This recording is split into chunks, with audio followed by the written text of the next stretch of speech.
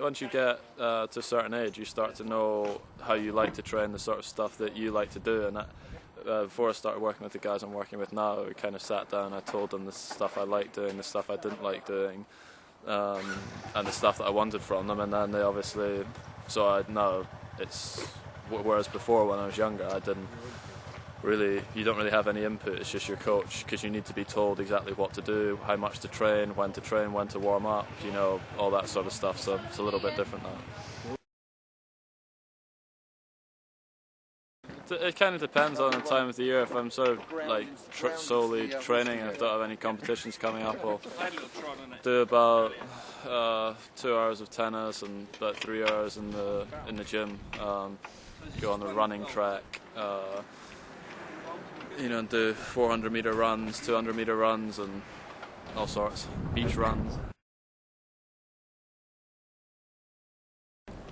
Yeah, I do Monday, Tuesday, Wednesday, and then Thursday morning I have Thursday afternoon off, and then Friday, Saturday train, and then Sunday off. So it's like 5.5 day week.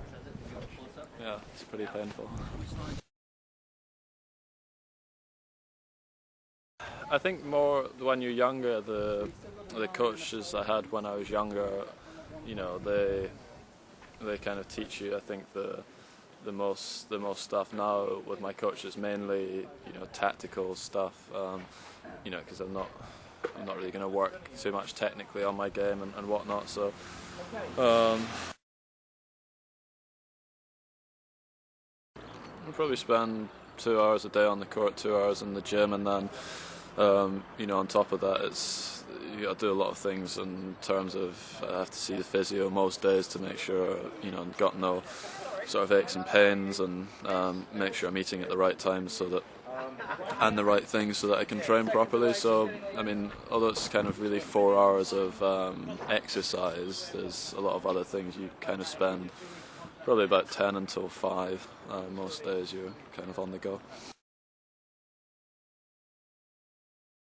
It's more training stuff on the running track is the hardest. 400-meter repetitions, do 10 of them run them in like 75 seconds, then you get 75 seconds rest. You have to make them inside the beeps. If you don't, you got to do it again. So that's probably the toughest session. My fitness trainers and stuff would use it. I would use the device. They would obviously take the data and, I'd guess, kind of tailor my training towards what the findings were. But yeah, definitely use it. My fitness coaches will take the data from it and the results and kind of build that into my fitness and the running that I do. So, I personally won't sort of use it. They know more about that stuff than me, so I'm sure they'll want me to use it.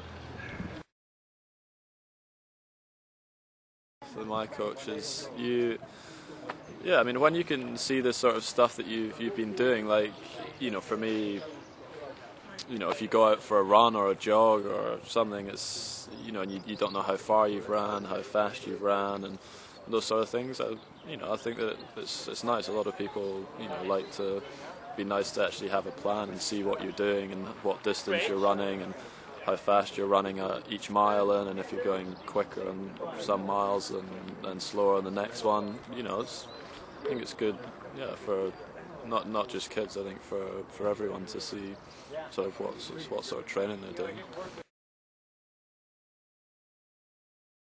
Muhammad Ali is probably my most respected athlete, I think.